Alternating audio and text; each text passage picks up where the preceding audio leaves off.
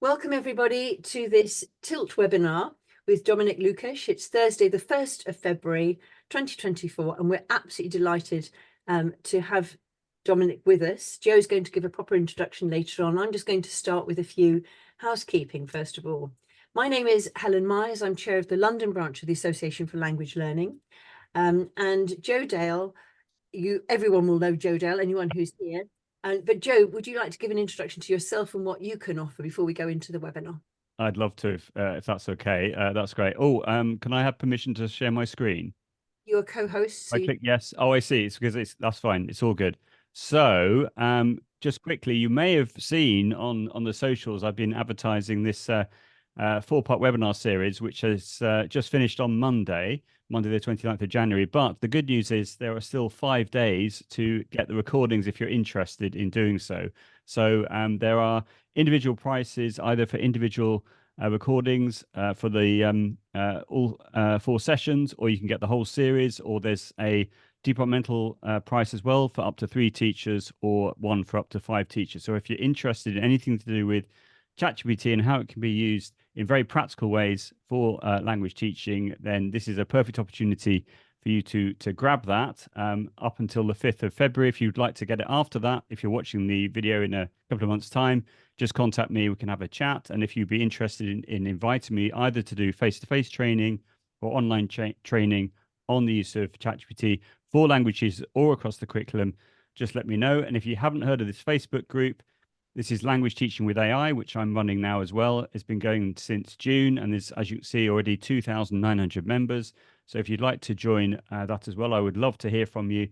And we just got a few questions to start off with as a way of inviting you in. So if you answer those questions, that's great. And there's some groups rules as well for you to agree to. Unfortunately, if you don't do that after an hour, have it set up automatically that your request to join is declined simply because I'm the only one doing the admin, and it would become a pain if I had to do everything manually. So I've just got that set up manually. But there we are. That's enough about me. I'm going to stop sharing because I'm very, very excited about this session. So back to you, Helen. thank you. Okay, so I'd just like to do a plug for the Association for Language Learning. If you're a member, please could you write in the chat now and encourage others to join. We're an association of representing language teaching in the UK. And we also have people from other countries as well. So if you're pro being part of a language association, whether it's in this country or elsewhere, write it in the chat. If you're from another country and you belong to one, just advertise yourself now. We have, as ALL London, we have our own website, and in it we've got lots of references to webinars that we've held. I think we're nearly up to about 200 webinars now. But this one we're so pleased to have. I've already set up a page where we'll be putting a link to the video, which Joe will host on his YouTube channel, and any of the chat that we have will be there, and anything else that Dominic would like to share with us we'll put there. Coming soon, something totally different. If you want to organise going to Paris on the 29th of May, there's going to be 29th of February, there's going to be a webinar. And ALL London has got an event on Saturday, the 15th of June. Closer than that is Language World. Places are selling fast. So if you want to join, please do sign up. It'd be great to see you 8th to 9th of March.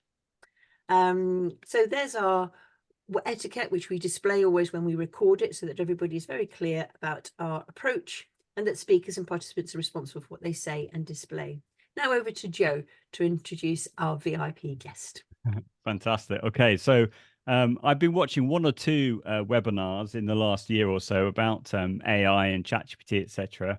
And I must say, hand on heart, I was absolutely blown away by the 2 webinars that I saw in the space of the same week that Dominic presented about. I said before we started recording, I've never met anybody who knows as much about large language models as this gentleman right now and has a languages background. So I can't wait to hear all these amazing things that he's going to share with us. And we've done a few webinars around practical ways of using ChatGPT and AI. But I think what we're going to do this evening is sort of drill down more into exactly how LLMs, how large language models work. And what would be amazing if you want to put your questions to Dominic in the chat, and I'm sure that Dominic will be absolutely delighted to explain in detail the sort of the maths or the way in which large language models work, that would be amazing. So I cannot wait to get started. So over to you, Dominic, if you'd like to share your screen and we can get started. And first of all, just look at the amazing first slide in the presentation. It's a beauty to behold. It certainly is. And one thing just before we start, Joe, do you want to explain about if anybody wants to ask questions, how we normally do that? Yeah, no problem at all. So if you want to ask questions, it's really helpful for us because I'm going to be basically collecting all the questions throughout the session. If you put the letter Q in front of your question, it's just easy for me to see when there's a question that's come up. I will then put those into the Google Doc. And then when there's a natural pause, so for example, Dominic, if you want to, from time to time, just ask if there are any questions, I can then say, well, actually, yes, here's a question, rather than me interrupting you, because some presenters, they feel they can get a bit flustered if I'm sort of interrupting. So that's not what we want to do. So when there's a natural pause, feel free to ask, are there any questions, Joe? And then we'll do a couple of questions depending on how many questions come up. But I would really encourage everyone watching right now to ask those questions you've always wanted to ask about LLMs, about ChatGPT, etc. And we'll then go from there. So Vincent Everett, I'm loving the fact you're in the room right now. I'm sure you have one or two questions, which I'm sure Dominic will be able to answer. So if that's okay, let's get started. Well, thank you very much for inviting me, and it's nice to be among my people, language teachers. And I don't know if I can live up to that billing, but of course, we can of course always blame it on Joe's incredible low standards for being impressed. But I definitely would like to. I'm hoping that this will be of interest to you just as much as it has been of interest to me observing these things. So let's first start. Let's spend a bit of time getting to know each other. So about me, so I work at the University of Oxford. I run the Reading and Writing Innovation Lab, where we look at things like e-readers and reading apps, writing tools, but also strategies. And I work with students and staff on various aspects of reading and writing in digital forms and so on. But that's not what I came here to talk to you about. I have actually sort of worked and lived around the world. I come from the Czech Republic, and I obviously work mostly in English these days. I was a translator for a while, and I translated this book about languages from English into Czech. I've also worked in a critical discourse analysis field. I've done a lot of stuff with metaphor. So we edited a volume. And prior to all of that, I was a language teacher and a teacher trainer. So I put together a reader. I wrote a grammar book. I still maintain a database of Czech case forms in case you're wondering that. And my journey to AI started very early on. I started in the early 90s, studying linguistics. It was computational linguistics and cognitive linguistics together. And I took some early classes on machine translation and speech recognition back then, and things were not looking that hopeful. So I sort of left that field a little bit, and I focused on language teaching, translation, working very much in metaphor, which is something that I still work in. And then since 2009, I work in the sort of in the dyslexia and readability and reading field. We're focusing on lots of learning technologies and assistive technologies. As part of that, I came back to AI and looked and started keeping track again of what was happening, the sort of natural language processing field. And of course, when ChatGPT came, I was kind of ready to pounce on that and started looking into that a bit more carefully. And in the autumn, we released a report that I wrote called Beyond ChatGPT, kind of state of AI in academic practice, that kind of covers many of these same things. I also have this newsletter on LinkedIn that's incredibly occasional, AI in academic practice. But even though language teaching is not what I do day to day nowadays, I'm still sort of think of myself as a linguist, and I try to work with teachers. And so I gave this talk recently locally at Oxford on ChatGPT as language teacher's co-pilot. And based on that, so Joe invited me to come and speak here to you. So I would like to now maybe spend a few minutes just kind of learning about you in particular. What languages do you teach? Just to give me an idea, you can just type it in the chat, and I'll have a look at the chat. What are the languages that you work with? Let's see, French, Arabic. Oh, great. All right. Russian. Oh, wonderful. Because fellow Slav teachers, Spanish, French. Okay, so we have a nice mix. of languages. Of course, many people teach more than one language. That's not that's very common as well. Okay, so now let's run a quick poll, and let me ask you, what is your experience with ChatGPT and other similar similar tools? So let me just bring that up. And what is your experience? Just hopefully a poll, and I'm asking you 5 questions. You use it regularly for teaching. You use it occasionally for individual isolated tasks. You've played around with it. You heard a lot about it, or you've heard something about it. You're not very okay. So we're getting a nice mixture of participants here, of experiences. People all the way. A couple of people use it regularly. Most people have played around with it, but some people are just fairly new to this and have not even tried it yet, which is also not, there's no shame in that. I did a talk a few weeks ago that had a very similar breakdown. So lots of people, some people use it regularly, many people use it occasionally to help with some things. Many people have tried it a few times, but there's always a good 40%, 30-40% of people who have not really had time to do much with it. Some of them have just been vaguely aware of it. So now, if you have used it, so there will be just a subset of you. What did you use it for? Maybe let me just quickly share the results so you can see what they were. Just put that up on your screen. Now let me run another poll, and that will ask you a different question, which is, if you did use it, either ChatGPT or something else, what did you use it for? And let me just bring that. Okay. They use it to draft your lesson plans or lesson ideas, create readings for students, create teaching and learning activities, help with grammar, student conversation partner, or something else. And if it's something else, you can put that, if you can put that in chat. Some people lesson plans. Okay. So let's see how things are going. Okay, I'm seeing draft lesson plan ideas, lesson plans, lesson ideas are coming up. A letter of complaints to an airline. All right. Okay. Well done. Oh, I recently, I thought I was eligible for a refund myself recently, and I kind of ignored it. So maybe I should have asked ChatGPT. So that's a good plan. That's a good generating text to illustrate particular grammar points for students. That's really good. Yeah. Thank you. Help with grammar. It's a student conversation partner. A few people are using that. So let me share the outcomes of the 17 people who have responded. Quick dates when songs are published, list of all about 50 songs. Okay, we can talk about that. So let's have a look. So I'm just going to share those results with you. All right. So okay, so that gives us a nice overview of where we are. So let me ask you another thing in the chat. Which generative AI tools have you used? So ChatGPT, obviously, or anything else that you may have used. If you put in the chat, just to give me a sense of where you're coming from. Perplexity. Oh, great. Okay, wonderful. That's a really sort of good search engine. Lingo Teach AI. I don't know Lingo Teach AI. I'll have to. YouTubers adding comments. Canva. Okay, that certainly has nice features for generating images and more.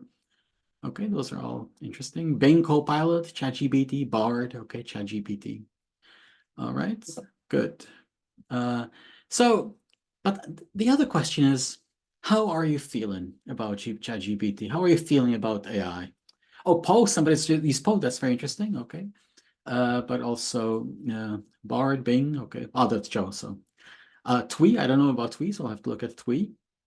Okay. Yeah. That's always there's so many. It's hard. It's easy to get over them. So now let's share our feelings a little bit. So how are you feeling about AI? Is it a good feeling, bad feeling, positive? That's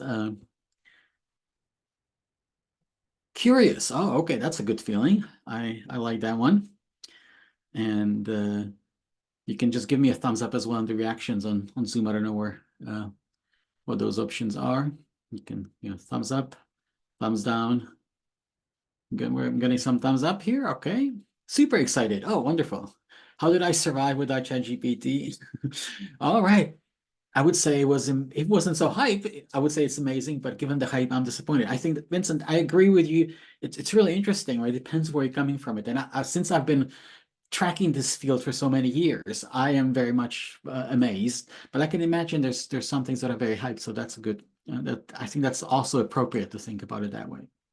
Okay, so what is ChatGPT, right? What is it? What is it that we're talking about? And what this session is not about, I got a few people sending in questions ahead of time using a survey. And one of them was, I want to know about remedies to prevent plagiarism using AI, and the effectiveness of detection tools. And again, this is not what the session is about, but I can tell you the effectiveness is very low, and so you shouldn't use them. So that was sort of my very simple answer to that question. What this is about is answering the question, or asking ourselves that question together. What should language teachers know about how large language models work, right? And some of you may not even know what LLMs mean, but I think that is the question I'd like to explore with you. Because if I were just to answer it, my answer to you would be disappointing. I don't know. It's such a new thing that's happening to us that I'm not quite sure what we need to know and what to do with it. So today we'll be sort of exploring that question, and part of this will be sort of also working around this motto that I've started walking around with, is that when you come asking about AI, you always get more than you want to know, but probably less than you should know. There's so much happening, so many new things, so many interesting things. So I just want to give a fair warning that over the next about 50 minutes or so before I pause for questions, some of you will feel like, okay, I didn't really come here for that much information, but there's always more to know. So hopefully it will be at least a start of more things to look at. So let's ask the question again. What is ChatGPT? And the answer to that people say, it's a type of artificial intelligence.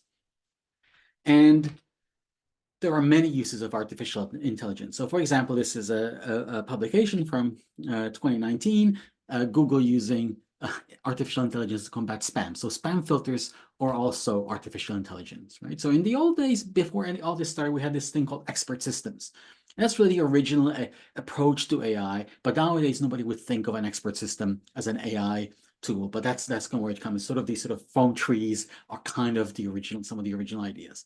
Then we had this good 20 years since the mid to late 90s of what people now then start calling data science, things like spam filters, typing prediction, the sort of thing that makes it possible to type on an iPhone is a sort of AI as well. But now, in the last few years, we have this thing that's become known as generative AI. And those are the chatbots that we all know, things like, and also image generators, right? So today, AI means this, right? A chat GPT. This is kind of where all the new exciting stuff is happening in this space. Often you read in the news some companies using AI to solve a problem, and then when you read closely, you realize it's nothing to do with this. So that's the old one's still happening, the old approaches are still happening, but all the excitement, the hype is about these things, right? So what is ChatGPT? Well, for those of you who haven't tried it yet, it's a chatbot, right? It's a place where you can ask a question or have a chat, and then you get some answers. But it is not really a chatbot in the sort of traditional sense, right? The chatbot part is just an interface. So, for example, you can ask it to make a table, which is not the sort of thing you would expect to do in a chat. And I just realized my videos are not playing here, so I have a video. Oh, no, there we go. Here's a table, right? And you can also ask it to show a table, and you can ask it to make HTML code, a computer code to paste somewhere. So that's another example of a chatbot creating things we don't expect chatbot. And of course, the other thing that nobody expected, that was sort of out of the blue, it's multilingual. And ChatGPT is not just, you don't have to ask what is the list of languages that it learned. It is all the languages. Now they're not, we'll discuss this in a minute, they're not all the same quality, they're not all the same level, but as close as possible, it is sort of almost perfectly multilingual in a way that no other AI tool before that has been, right? So what makes all of that all of that work. And this is for the rest of this presentation. I want to maybe look at some of the capabilities, but always loop back to the question, what makes ChatGPT work? And somebody's mentioning that I used it to write a formula for Excel as it was too much work to remember how to do it. And that's exactly something, again, that I've used it for as well. That's a good example of what you can do, right? So what does ChatGPT stand for? So it stands for, the GPT part stands for Generative Pre-trained Transformer. And we'll have a look at what these individual parts mean as we go along. But essentially, the key thing to know is that the GPT part is different from the chat part. And the GPT part stands for what is called the LLM, or large language model, right? And large language model, or LLM, is also sometimes called a foundation model. And it's a building block of the current AI revolution, right? So you have the large language model that any of the products that you may be using you can build on that large language model. And then that could be ChatGPT is a product built on a large language model called GPT. Consensus is another, and so on and so forth. But it could just be a feature in an existing product. For example, the note-taking app Notion has AI built in. Is using the large language model for one of its AI-powered features, which is can complete tables for you, summarize notes, and so on. PowerPoint has a built-in AI generating tool that helped me generate many of my slides, and that's also using a large language model, and so on and so forth. So even within ChatGPT, you're seeing that there are multiple language models you can choose from. So it's not just one. So you can see 3.5 and 4, and you can get the lower one for free on your free plan, GPT 3.5 model, or if you want to pay a bit more, you can get GPT-4. And so essentially, you have a company called OpenAI that makes a product called ChatGPT, which is free. GPT has using the 3.5 model, or you can have ChatGPT Plus, about $20 a month, and that's using GPT-4. And what is the difference? Well, it's better. GPT-4 is better. So, for example, in some areas like medical final examination in Polish, you can see, or medical sees a huge increase in accuracy. For example, or in the bar exam, you get from 10th percentile to 90th percentile going from that. But in some areas, for example, like world history or psychology, you're seeing there's hardly any improvement at all, because there were also GPT 3.5 is already pretty good. So that's an example of some of the differences. In practice, it can mean ability to sort of think about, quote unquote, think about bigger issues. And what is further, if you ask GPT 3.5, what is further from London, Rome, or the Vatican? And why do you think that? So the 3.5 model will tell you that Rome is further from London and the Vatican, because Vatican is a city within Rome, and it's smaller, and so on. So that's not a very good answer. If you have the higher model, then it will say, of course, there's no difference at all. It will explain why that, or even that there may be a problem. Now, you also get some more advanced features. For example, the GPT-4 model is multimodal, which means essentially that it can interpret images. So if I paste in a screenshot from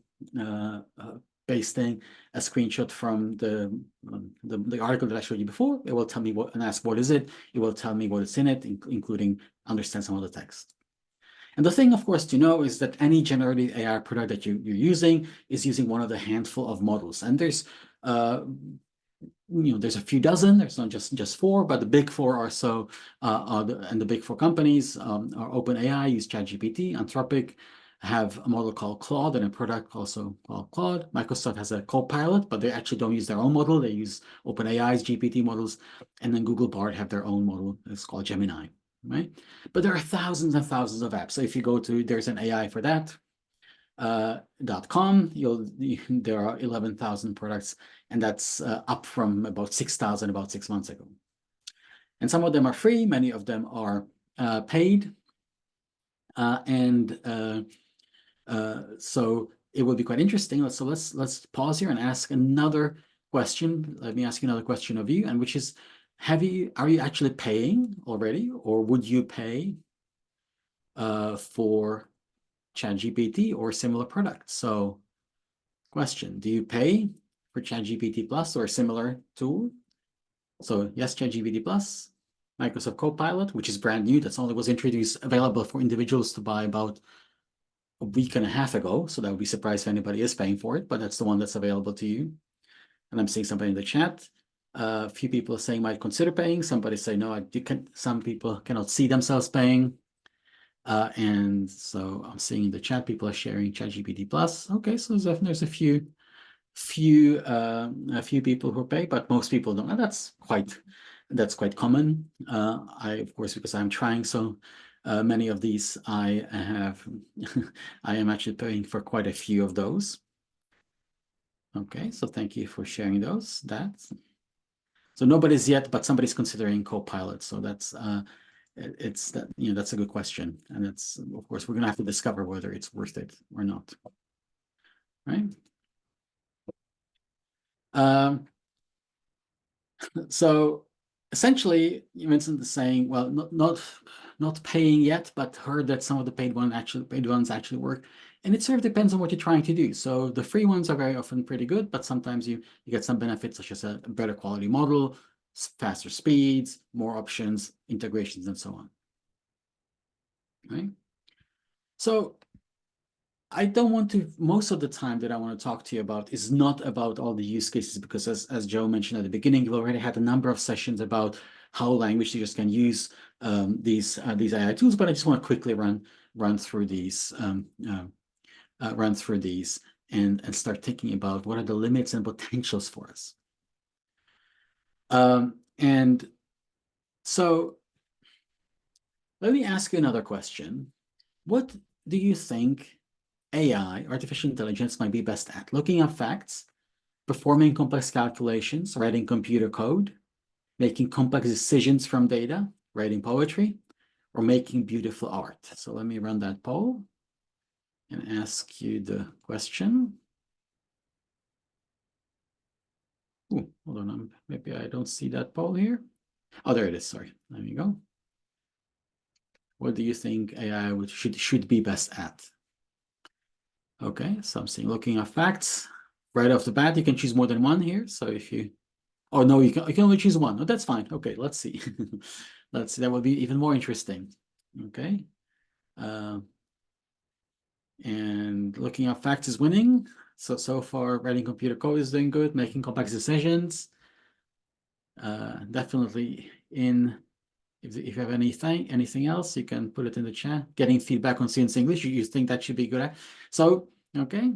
So I'm gonna say things what you should do rather than what you already know. So if you already know, you may have a different view. But if you just think what you, in your opinion, it should do, those are the questions that I'm asking. Okay. So, and the answers are, so overwhelmingly, most people chose 46%, the plural number of you chose looking at facts, writing computer code, making complex decisions from data are the top two.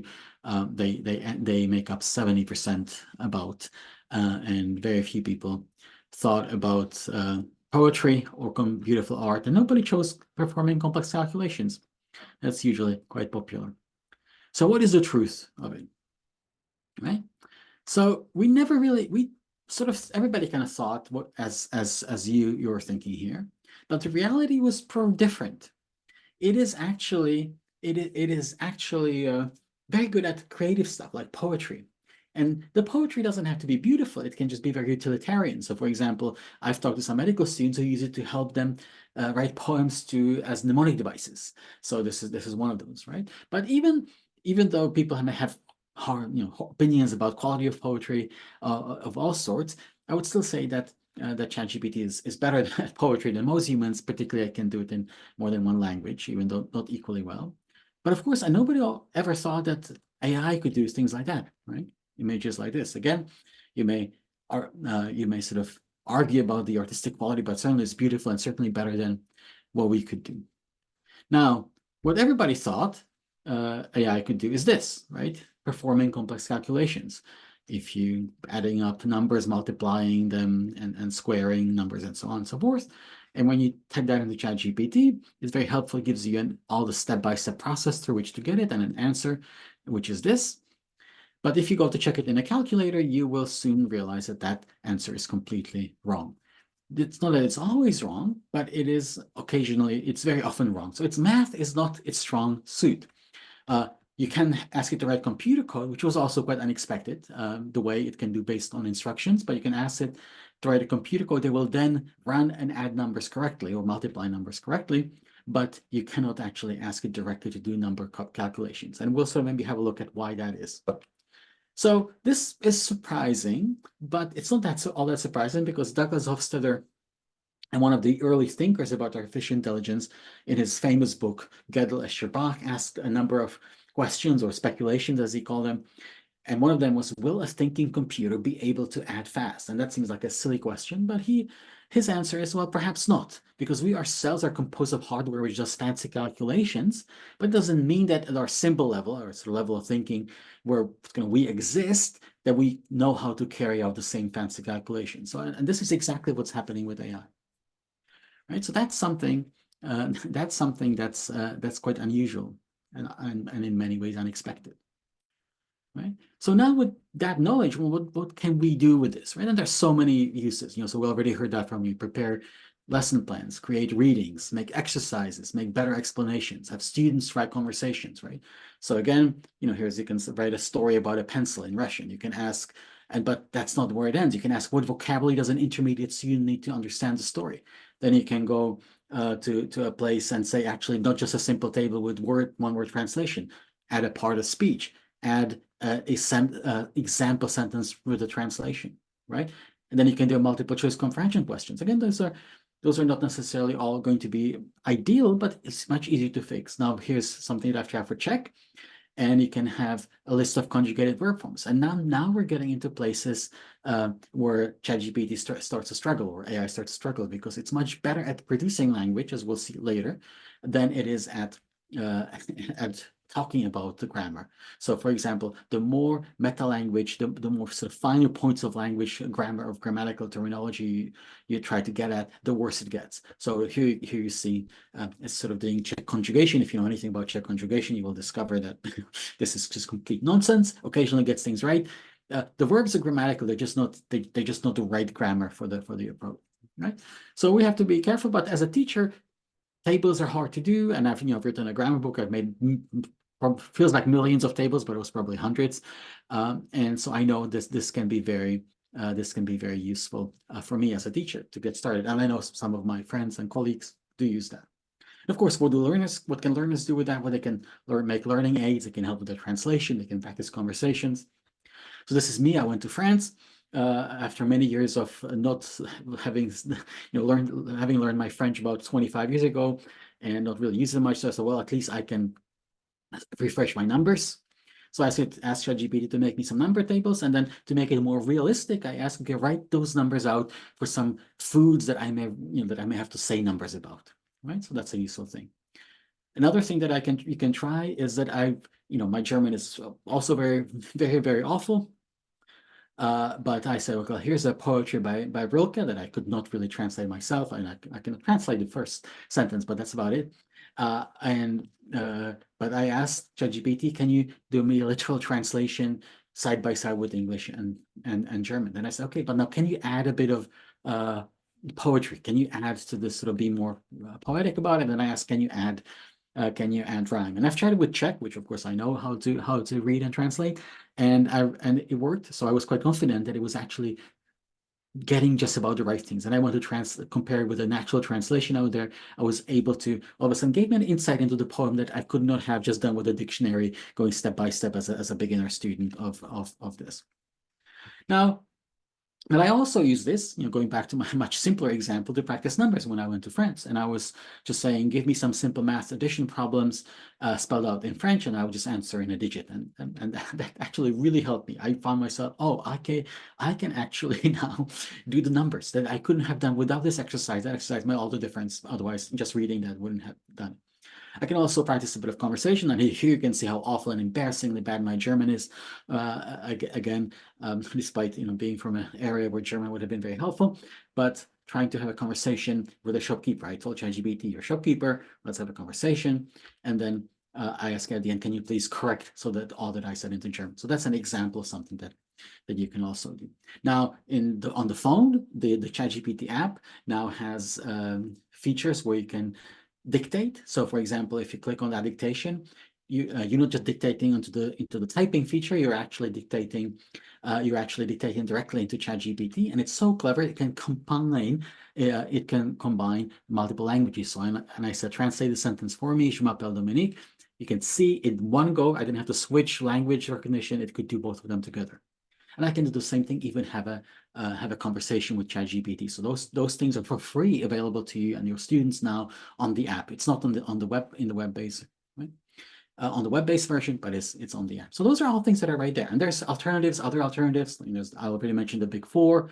There's OpenAI's ChatGPT, Anthropic's Claude, Bing Chat from Microsoft, which is now called something else, and so on. They all have their own advantages and disadvantages.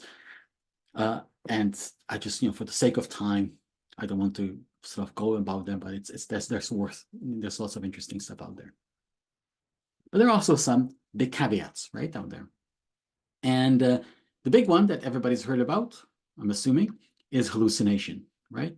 That's the one that everybody is afraid of. And they're correct to be worried about it, but some of it is a little bit, some of it perhaps is just a little bit mismatch of expectations. So the large language model is not retrieving data from a database with some facts or writing about those facts. It's just creating plausible texts, and we'll look at how that works.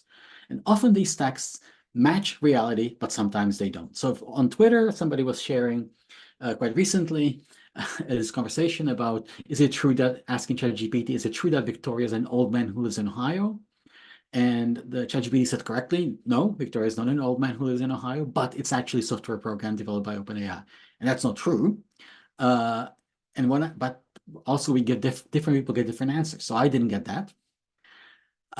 But I also didn't get the correct answer, which is what I got when I went to chat when I went to I tried with Claude, which also worked, this right. But then when I went to Bard, it got the right answer, but also told me that why this question was even asked in the first place, which I wouldn't know, because this is from a lyric. And so I was able to get that information, right? So I was able to get that, but I had to try many different places. And I said, okay, Bard is maybe better than ChatGPT, but it turns out when you look closely that it gives you many drafts, and they're all different. And one of them said, this is an example that the statement that Victoria is a software program is accurate, right? So you're seeing that at the same time we're getting accurate, really helpful information and inaccurate nonsense in the same go. So that's something that we have to be worried about. But of course, as we saw earlier, ChatGPT really, or these models, are really not about information. They're about helping with this conceptual, when you think about it conceptually. Right? One source of issues that I haven't mentioned yet, but it's important to remember, is the context length. So there's a limit to how much text it can look at to tell you something about it. So here's an article that I put in to using ChatGPT 3.5. And because it was so long, then after a while, I asked it a question, how many people, what are the people mentioned? And it was sort of a strange answer. So I asked, can you give me some more? And it very helpfully added more people. But the problem is none of them are mentioned in there. And it was the sort of article that they could have been, but they just were not. And what happened here is that as I kept adding answers, all of it together added up to too much information, and ChatGPT entirely stopped being able to pay any attention to it. Just started hallucinating, making up plausible things but untrue things. Now, when I did the same task, exactly the same task with GPT-4, the ChatGPT Plus, straight off the bat, I got the right answer, and I was even able to ask for a table of, pull out not just the people's names, but also where they're from, what their role is, how they were mentioned, what was the view that they expressed or endorsed, and what is the source of that information, right? So that's important to know. So when you're thinking about the tools, it's important to know how much the context window, it's called context window, how much context you can have, and you can see it increases quite radically. Claude, for example, has up to 75,000 words. These are not just words, but also tokens. We'll get into that in a minute. And so it always, everything you add eats into what you're doing. Right? So you should also never trust it you should never trust any statements about what it's doing. So for example, here it says, I asked it to generate a table of distances, and it told me how they're used, and actually it said distances are calculated using Google Maps, and that's not true. It just simply made those numbers up. They're reasonably, not 100% accurate, but they sort of vaguely make sense, but it didn't calculate them. It was just kind of guessing at them.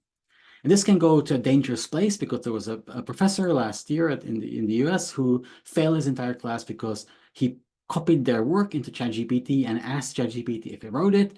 And then if ChatGPT said, which it did for everybody, whether they completed it, they received 0. So we have to be very careful about what we're asking ChatGPT to do.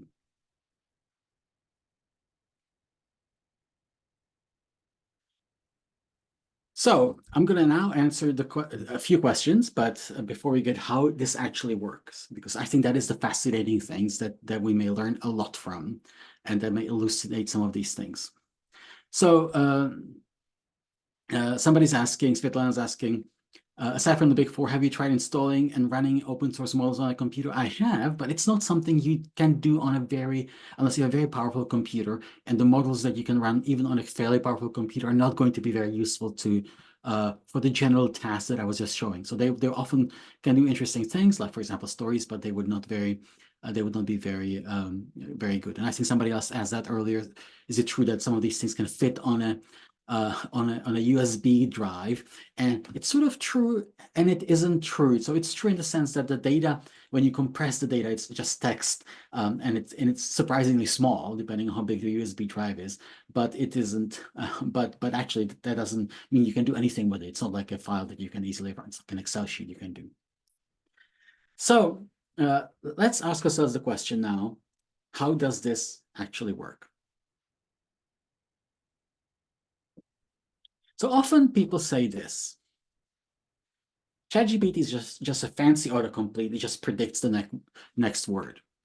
And it's sort of almost literally true, but it's not a very useful way to think about this, right? So it will truly complete any text. So if you just type in 2 words, I went, it will complete something like, I went back over to the library and got a book out on Civil War.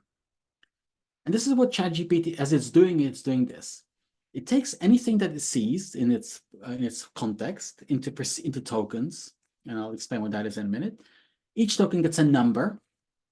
That number is a matrix, but doesn't necessarily matter that much. That does math on the numbers, and again, it's mostly multiplication and some other things. And then it makes a list of all the tokens by likelihood, pick one of them from one of the top ones, and adds it to it, and then just repeats it all. Now you can read all about this in a really great article. It's very long, but also because it also publishes a really booklet that you can buy by Stephen Wolfram that he published last February, but it's really good and still accurate. So I'm going to now look at some of the do's and don'ts, or sort of yeses and nos. So one of the things that it isn't doing is this, that we all know. It doesn't take a sentence and replace it with noun phrase and verb phrase, the traditional grammar, the computational grammar that we got from Chomsky. Right? In fact, when you look at the text it generated, you'll realize that it just essentially puts things out with some level of probability and picks one of the top ones, not the top one, but one of the top ones. Right? And if you are interested in what that would actually sound like, what kind of actually is happening is like this. It's like telling a story one word at a time. Let's see if I can play you this video. And when I shared, I hope I shared in my sharing, if I shared my sound as well. There we go. So hopefully I can play you this video.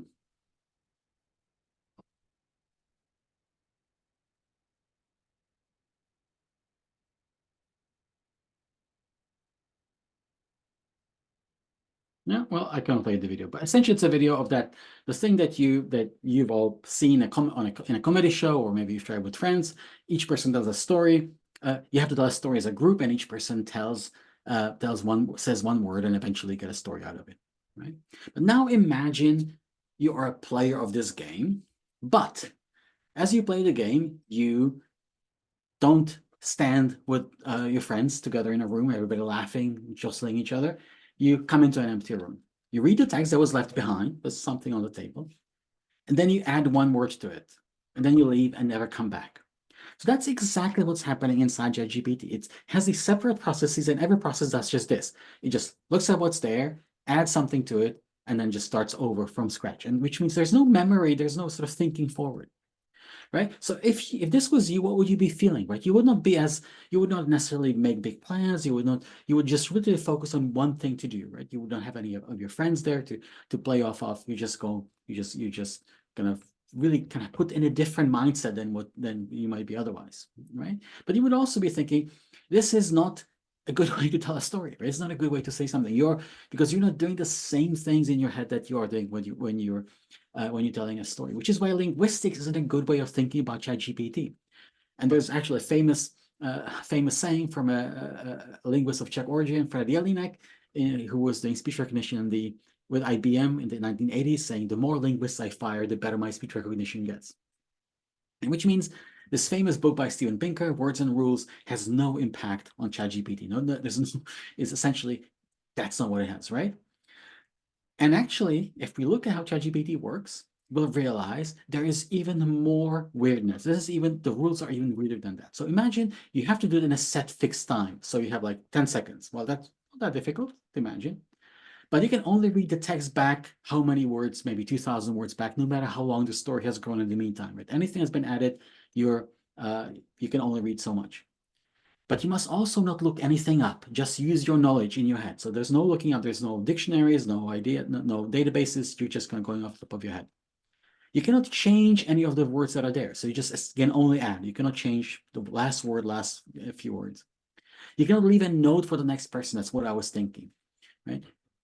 What you are adding is actually not words, but parts of words. So you don't even have the ability to add whole words, just only parts of words. And finally, you cannot just choose the one you actually like. You have to pick the top 10 from a set, and that set is really big. It's about 50,000, and then you roll dice, deciding which to add. Right? And the last bit is so essential. Right? So where can you make it weirder and weirder and weirder?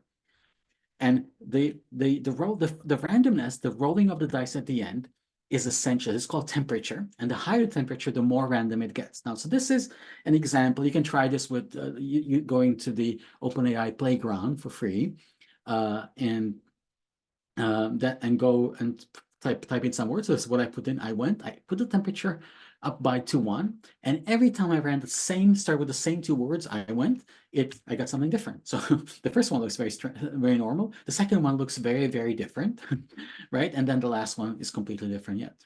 Now, what happens when I set the temperature to 0? This is what happens. Every single time I get the same thing. And it turns out this is incredibly unhelpful, right? So whereas before you could see it was picking up things what's going to vary quite randomly from the top numbers, here I see all the predicted words are at a very high level of probability. And you would think, of course, that it should be doing that, but when you do that, you get circularity. So it actually becomes completely useless.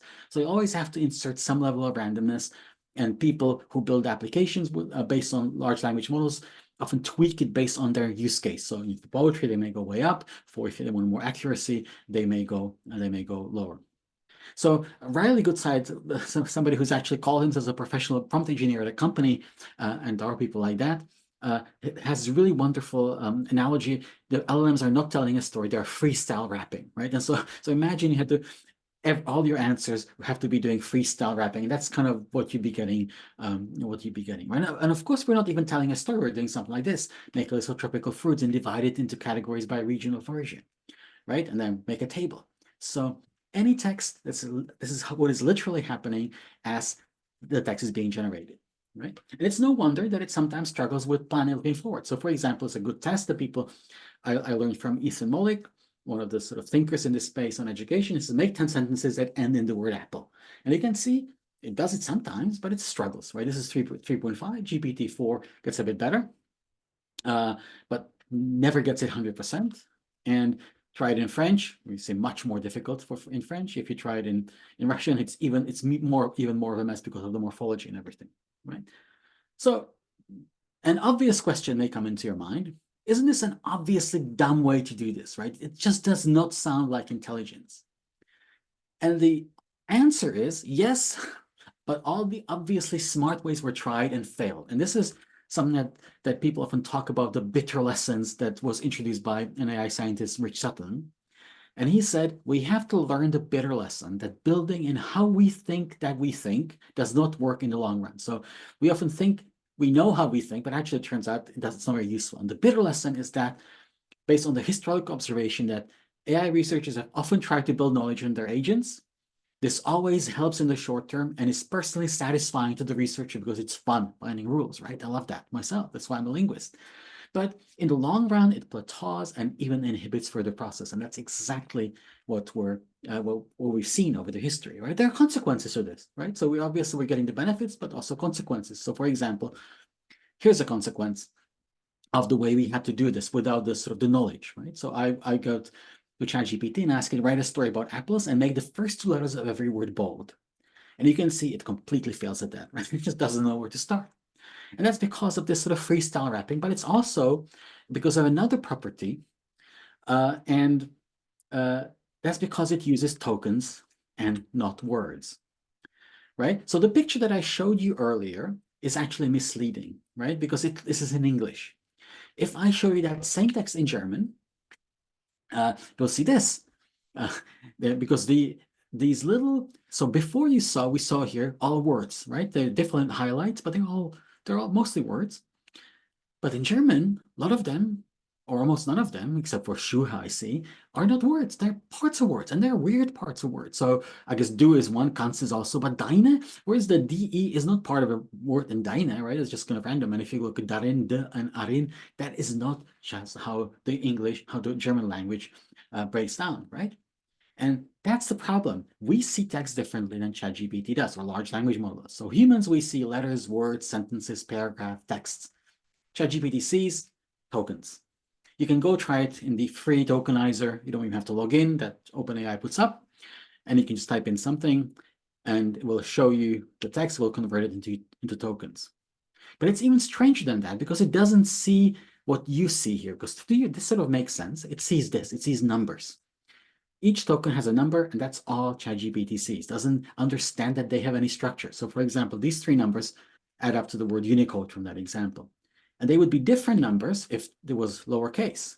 So for example, if you look at numbers like this, which is why it's so hard to do math, one of the reasons, is that the one here is not the same as the one here because they're a different token, because the space adds it to a different token.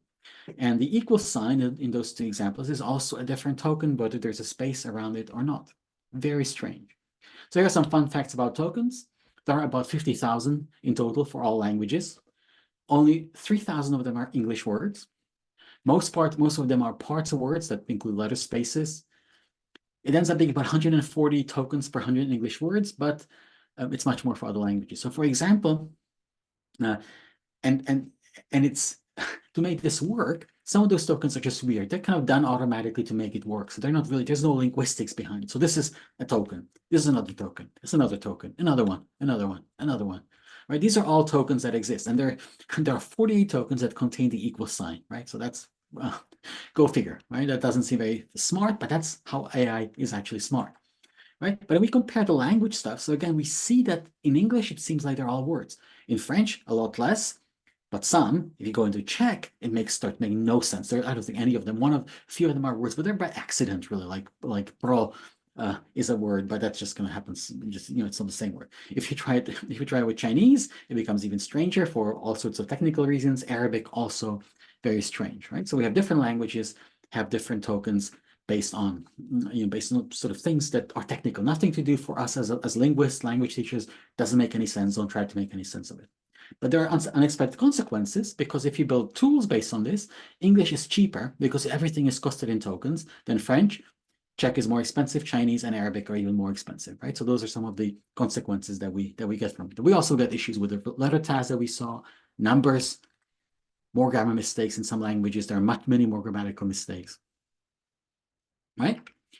So different models use different tokens, doesn't seem to matter that much, right? So this seems weird. It feels like it shouldn't work at all. But Let's have a look at this example.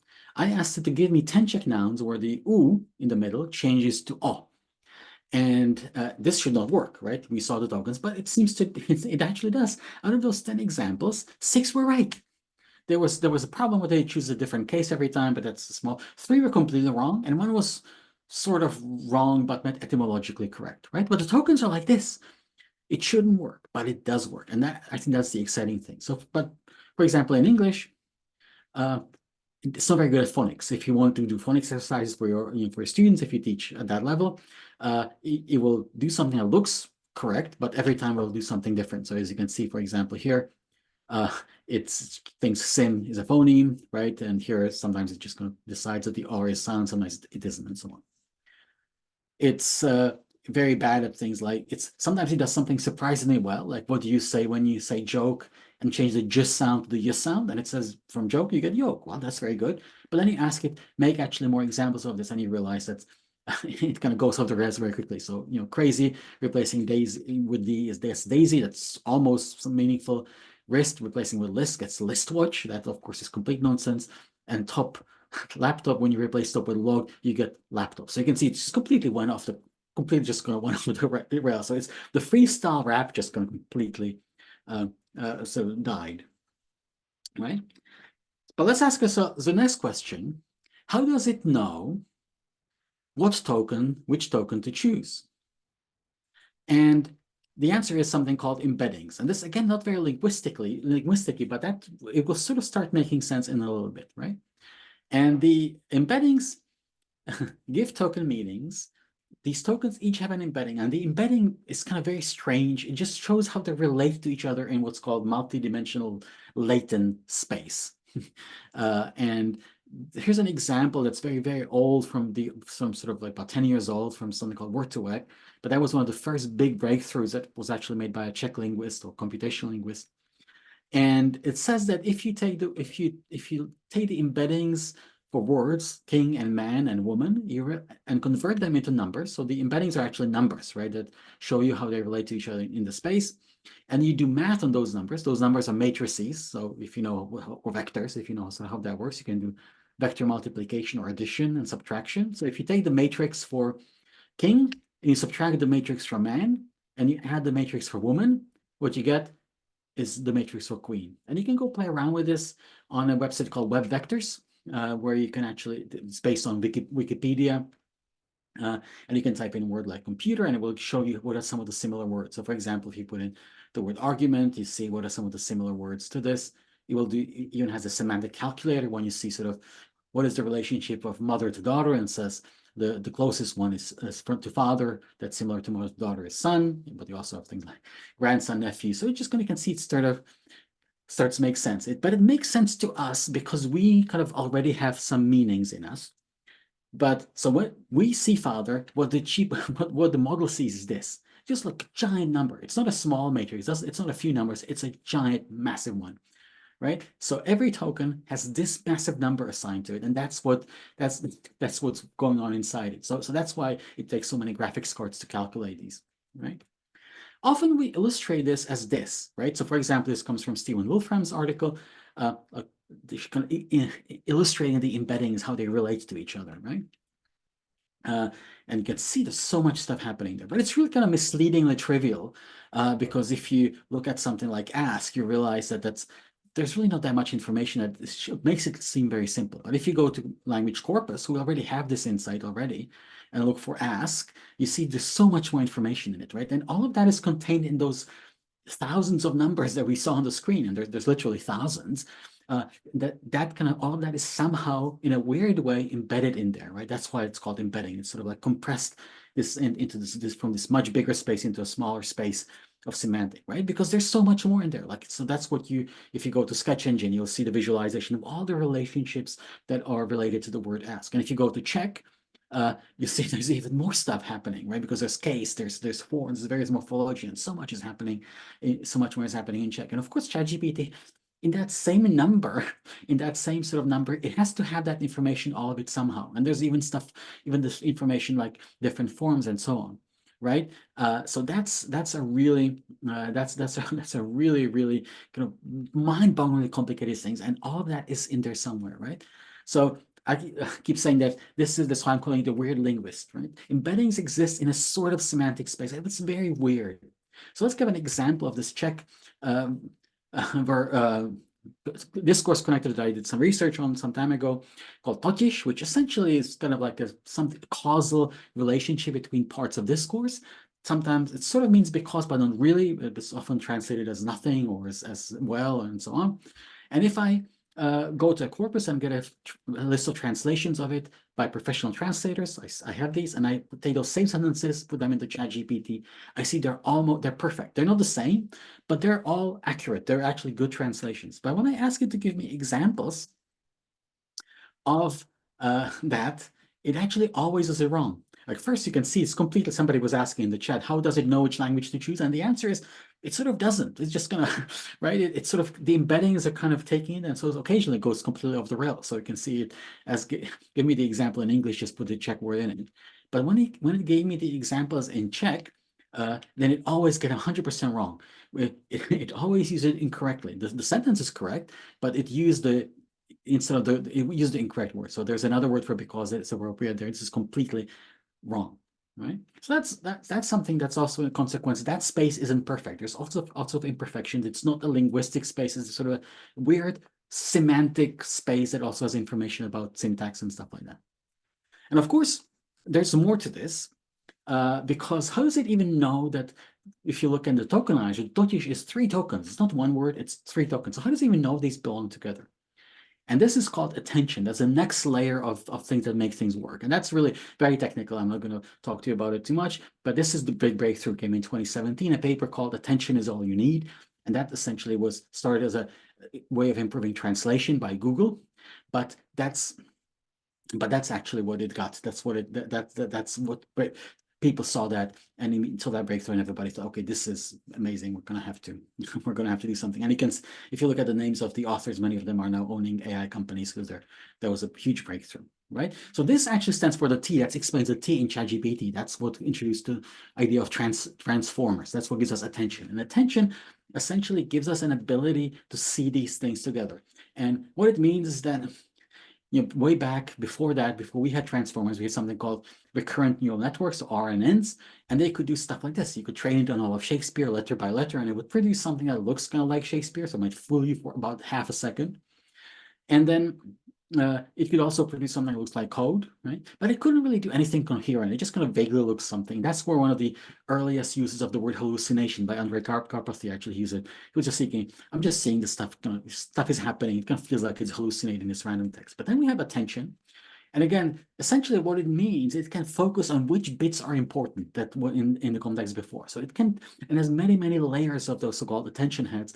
And so, for example, you can see that it's looking at pronouns and so on. And it's trained by essentially looking at sentences and constantly calculating if you hide one word or one token in this case, you know, what happens. And again, there's so much stuff happening. This is not necessarily that important, but it's important because it can give us this, right? So if I ask it, can you make me a table of the pronouns and what they refer to in the sentence? Natasha was afraid that her mother would be worried, and that's why she didn't tell her about her accident, right? So we have all this really difficult stuff in linguistics, in language, just, you know, something that I studied.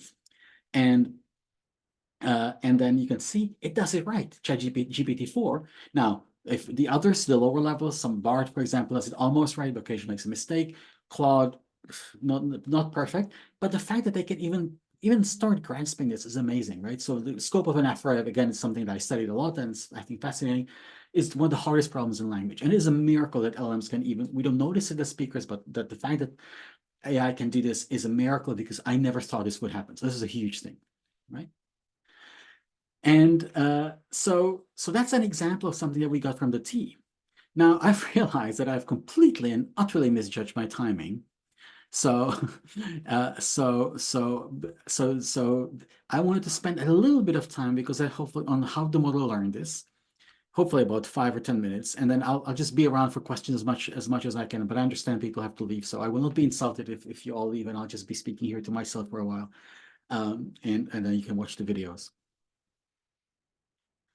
So how did the model learn this, right? And again, I'm going to be speaking so generally and so non-technically, really, but we can go back to our to this idea of to the acronym like chat, the GPT, you know, what are these other things? And we have chat to explain, and we have pre-trained to explain.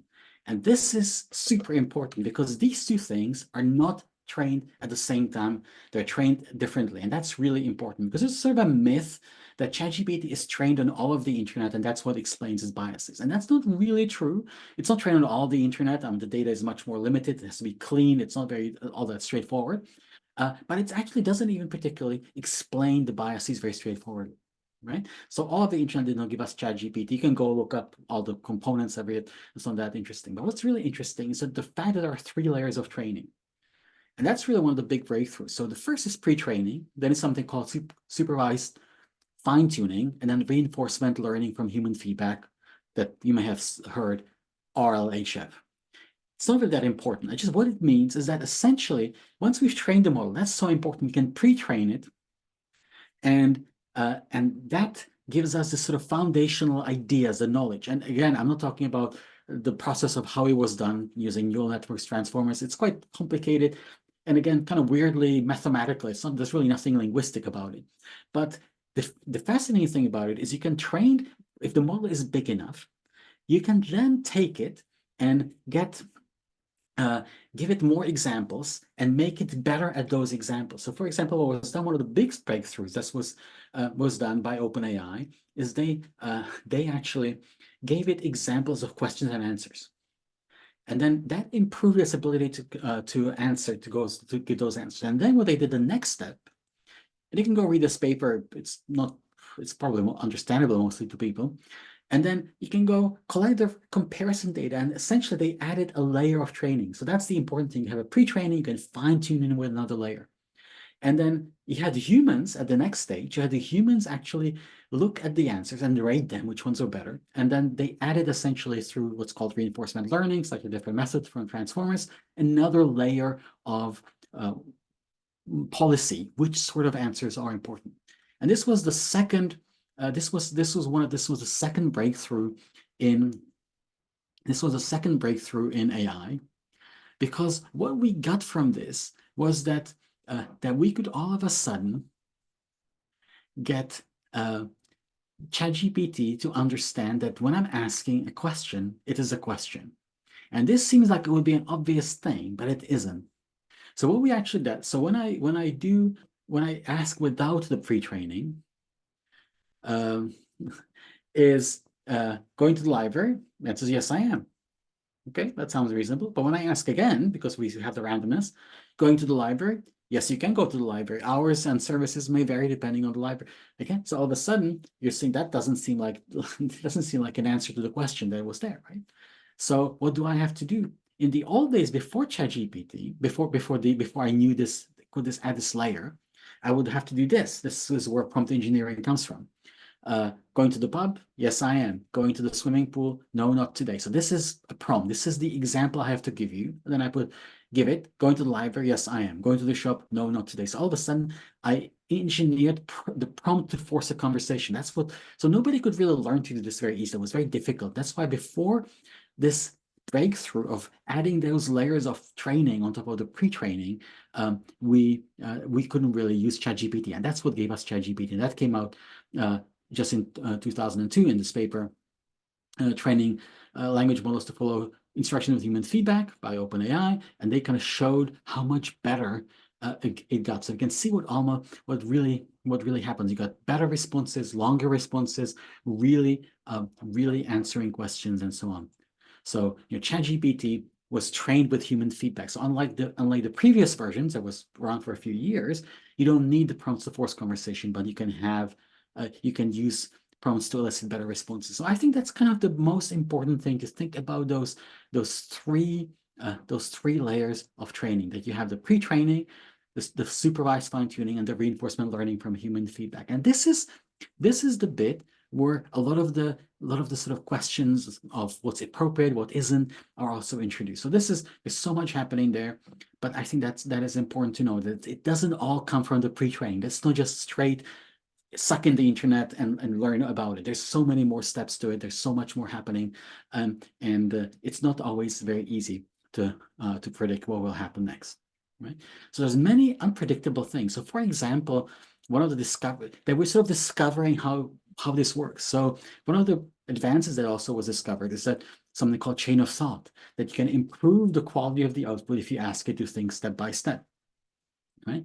So that's another example. So many counterintuitive things are happening, right? So all of a sudden you realize when you ask it things step by step, it improves the performance. And so when you go back to my earlier example, Rome is farther away from London than Vatican, and as you can see, it's giving me the wrong answer. But when I ask it, can you, and I ask it to verify it's still failing, but when I ask it, can you, let's work this out in a step-by-step way to be sure we have the right answer, it actually can do this, right? So that's a very weird, unexpected example that something that it spells out what it's saying, it can do. And again, that comes from that whole process of pre-training and having that sort of that big knowledge and adding things to the context. So we often have to be very careful about what we think that ChatGPT can do. So I'm very much truncated this last bit, and there's so much more to explore. But I wanted to have spent just the last 2 minutes on what does this all mean, right? And so to summarize the key things for us as users, other than the fact that it's just weird and fascinating, is that we have to remember 5 no's, right? And all that's kind of my 5. So there's large language models, there's no lookup of information. There's no access to its own training data. There's no internal process analysis. There's no logic ability to compare text directly. There's no backtracking. There's no forward planning. There's only one yes, which is generates step by step given context with a certain amount of randomness, right? Now, what the conclusion here is that it's not always possible to tell ahead of time what it will be good at. Right? And this comes from a paper from last autumn by a group of authors by Delacroix et al. And they ran a bunch of experiments with people using ChatGPT, and they say this: we suggest that the capabilities of AI create a jagged technological frontier where some tasks are easily done by AI, while others, through seemingly similar in difficulty, are outside the current capability of AI. This is their interpretation of this. This is their epic image to illustrate that, right? So we, in our minds, as we're used to tasks kind of being similar difficulties, they kind of live on, we have this frontier in our head of things that are difficult and easy.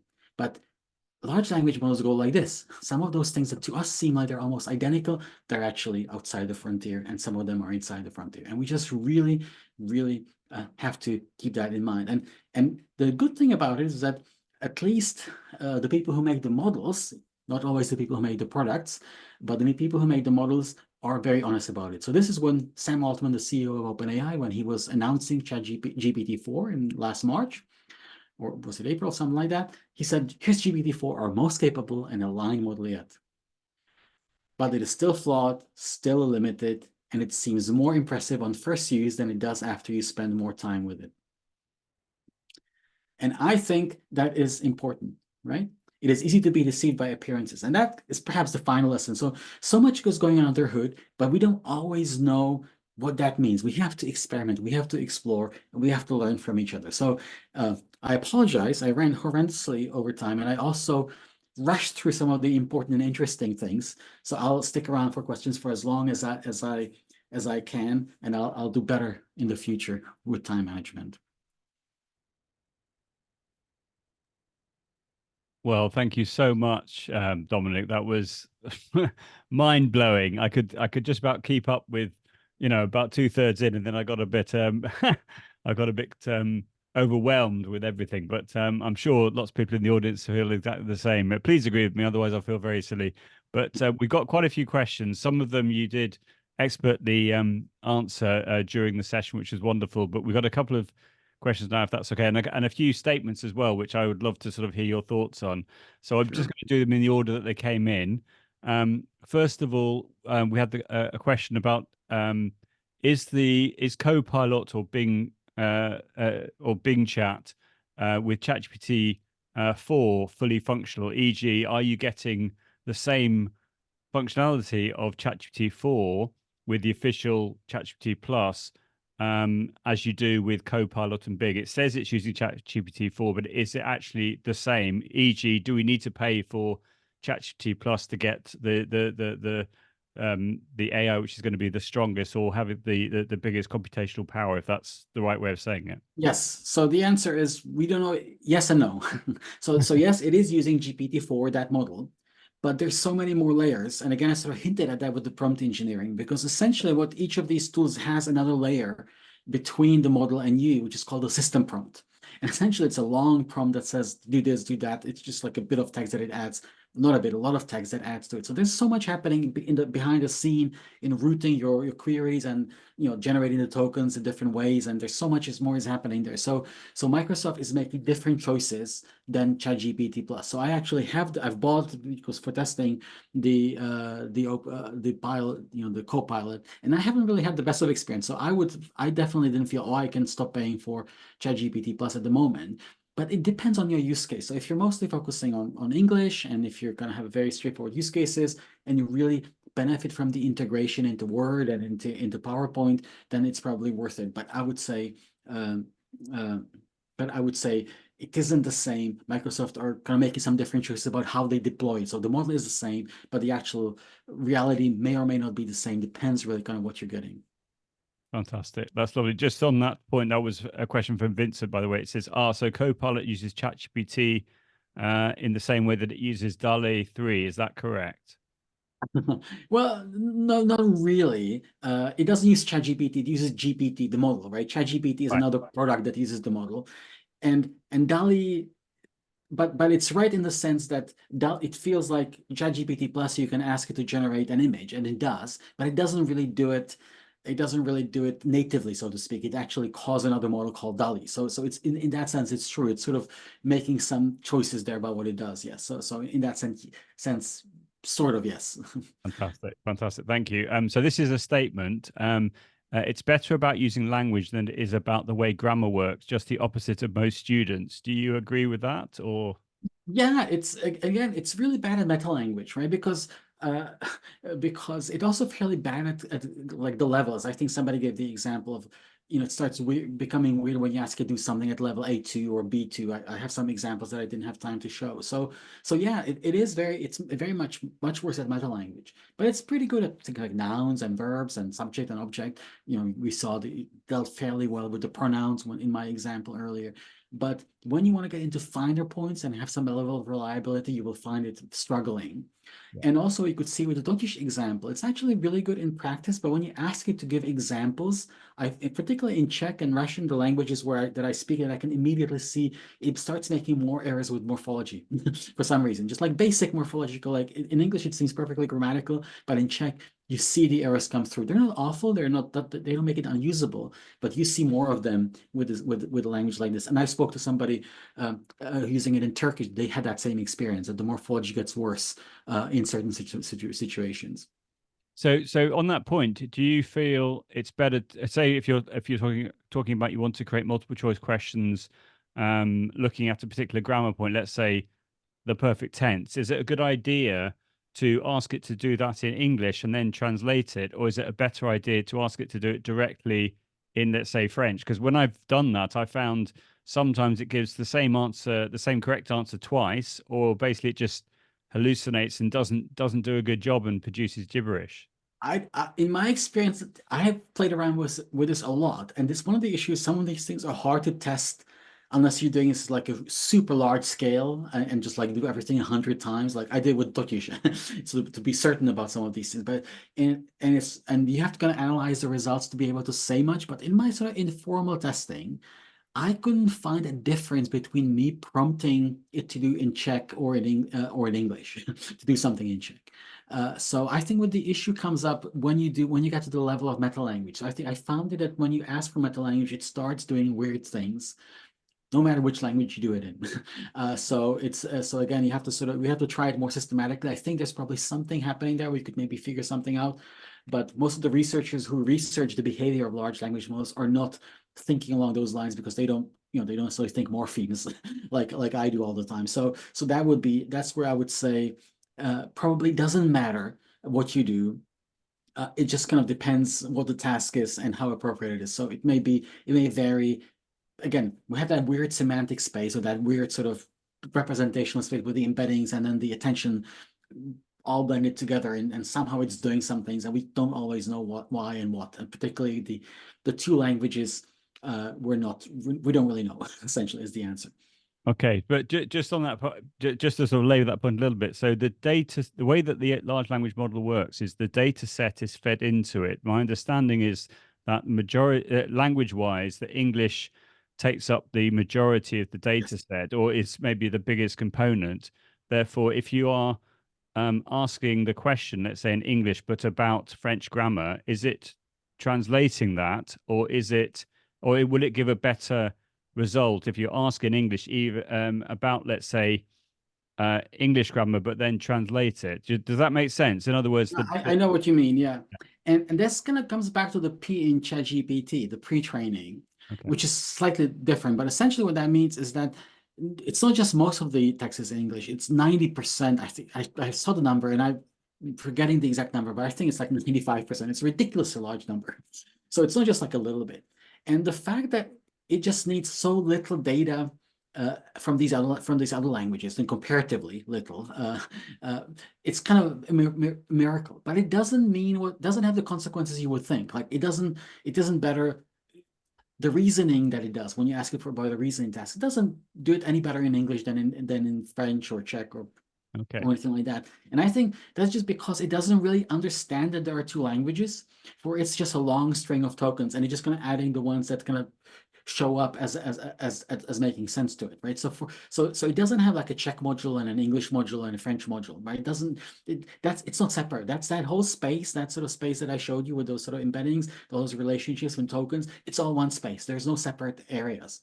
So in a way, we kind of, to us, it feels so obviously now it's switching from Czech to English, but to it doesn't really see that difference too much. So I think that is the important thing to remember about it. It's hard to look into its mind, but the key thing is there are no modules. There are no sort of like areas of Czech and areas of English in a way that we could recognize easily.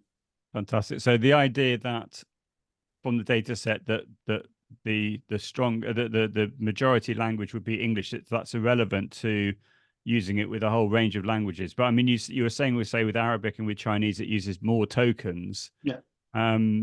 Okay, that's let's move on. But that's really, really fascinating. Thank you. So it is not as good at languages like the language that I studied at some point, Tetun, which is a very small language in East Timor. There's a lot of text on it, so it's not nearly as good at that as it is at Czech, for example, or Albanian.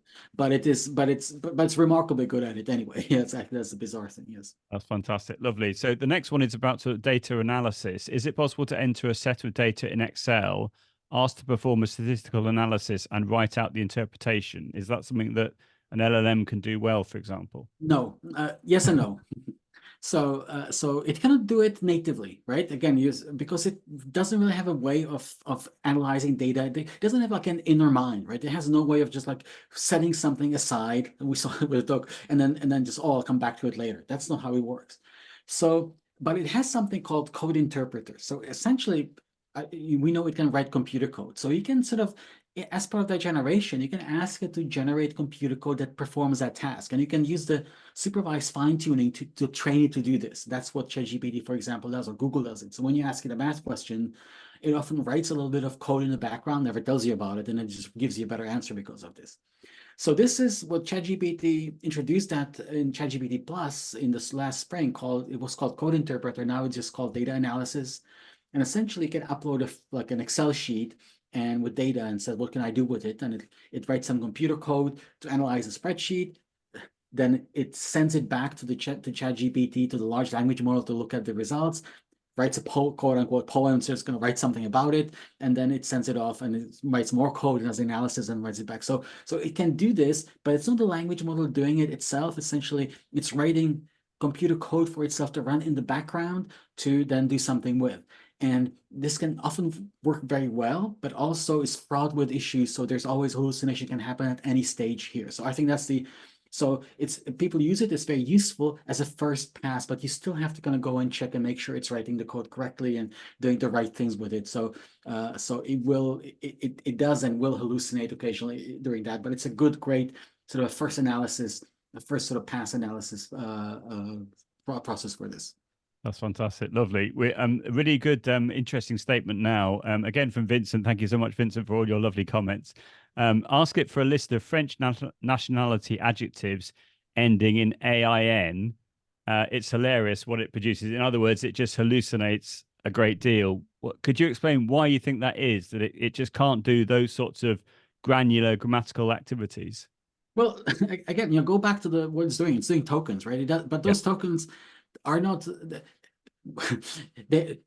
Sometimes when it generates the same word, and particularly in a language that isn't English, we saw it with the numbers. They're not always the same tokens using in all contexts, right? It depends what there's a space, what comes after, and so on. Is it capitalized, not capitalized? There's weird stuff is happening. So it's a miracle it's doing this at all. So the answer is, I have no idea why this particular thing doesn't work. But again, we have this sort of a many dimensional space that we can't even conceive of, right?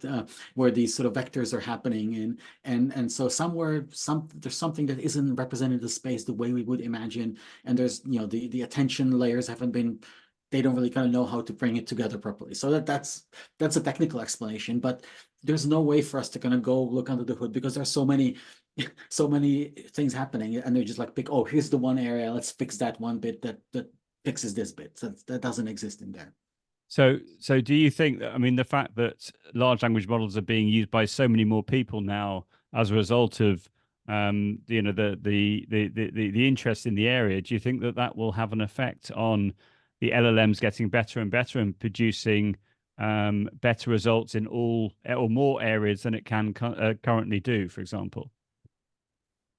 Well, the training, not necessarily. Well, yes and no. Again, it's sort of, so we don't know. The answer is we don't know. So everybody's assuming things get better as we do more of it, right? And it's certainly happening. But a lot of the improvements are sort of are not that huge, particularly when it comes to languages. In GPT 3.5 and 4, there we saw improvement, but not necessarily as much, right? Not some of the foundational stuff, So I would say it's hard to know because again, all the improvements are happening at the level of making the computer work. So can we have more efficient tokenization methods? So use different tokens so that, but we're not using them so they're more language-like. They're just using it so it's easy to compute.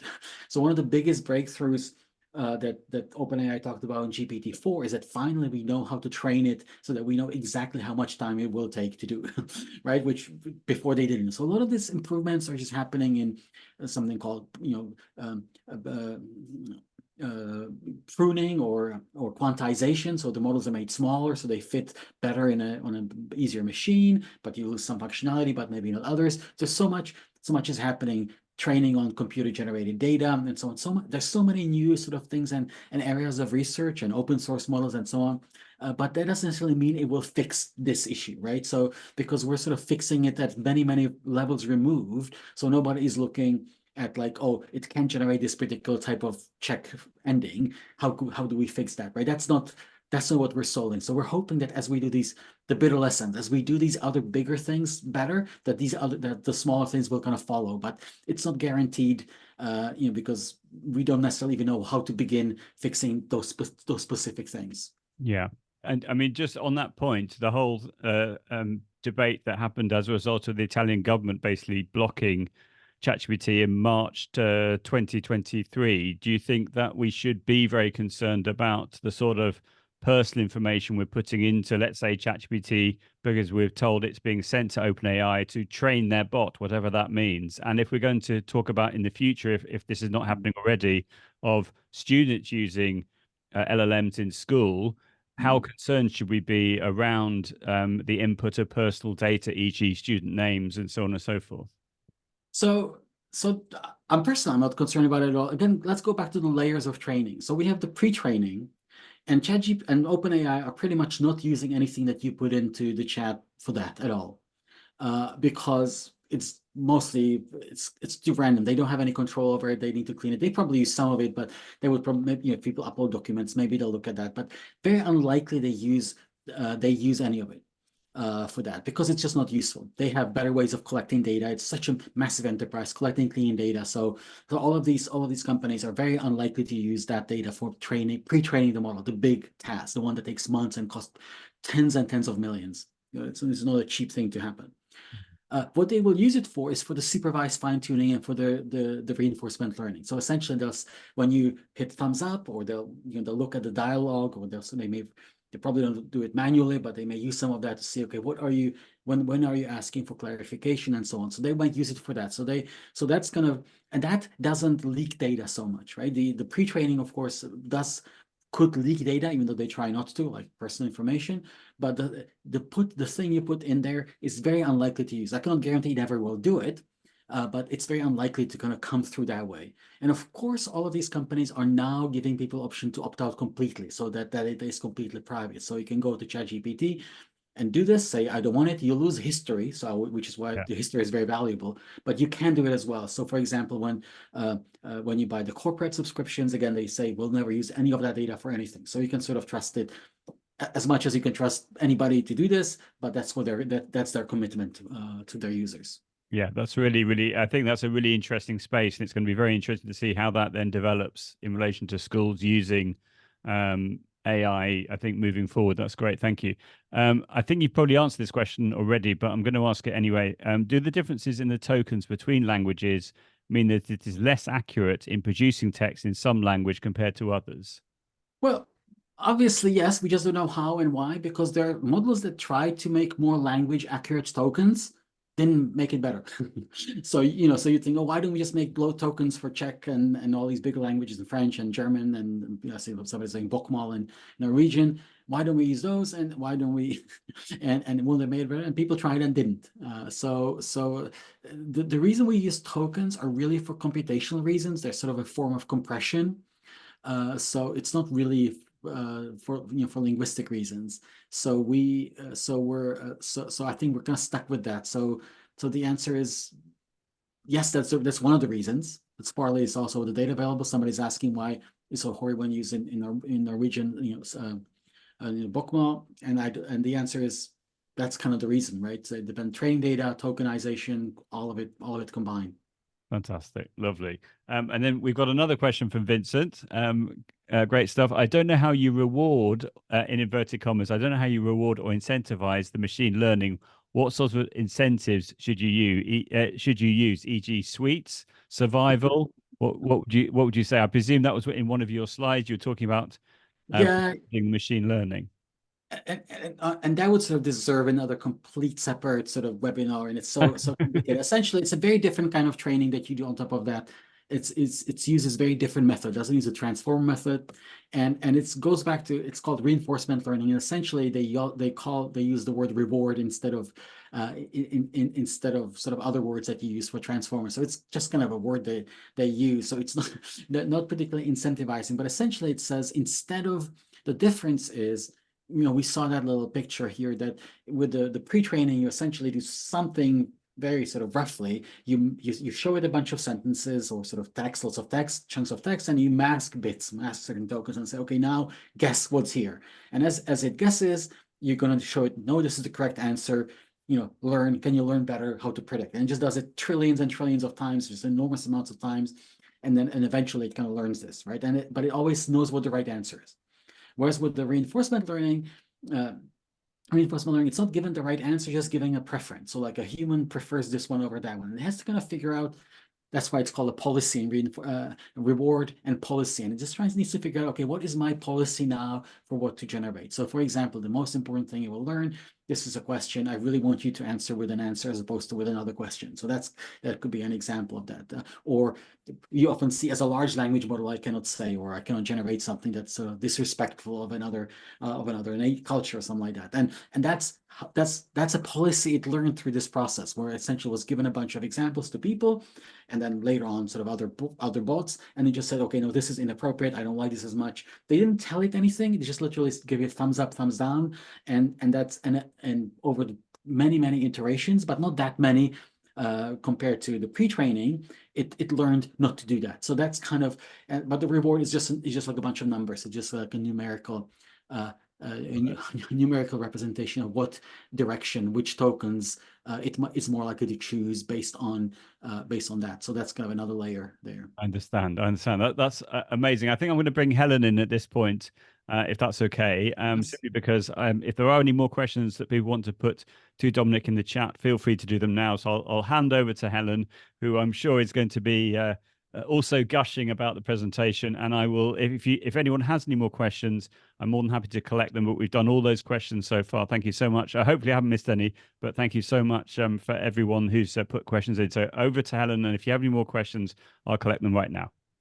Thank you very much. And I've actually asked Antonio, who's part of the London ALL branch, to say a few words as well. He is more up on ChatGPT. I was the one who answered at the beginning. Yes, I've dabbled a bit and done a little bit more, but I know that, Antonio, you've done a lot more. Would you like to say a few words, Antonio? Yeah, sure. Thank you, Dominic, for the presentation, and Joe for participating as usual, and for everyone also. And I think it's a great job that ALL has been doing since the COVID with technology. I have learned so much throughout these years, even though I'm not teaching at school anymore, but I continue to be a member. So I think it's so helpful. And with ChatGPT now, it does help so much with different things if we know the limitations, I suppose. I think we cannot just expect it's going to do our jobs, but there are things that we can use it. And even if we have to edit things, it still helps a lot than trying to think from a blank page. So I think that's a good draft, if you like. And I do think there's lots there to be done still in terms of what it does in terms of quality. And this is something I've been working on in 5 languages, comparing, because we produced over 700,000 words last year, more towards the beginning of it in March in the lab. So we've been analyzing that slowly because it will take quite some time.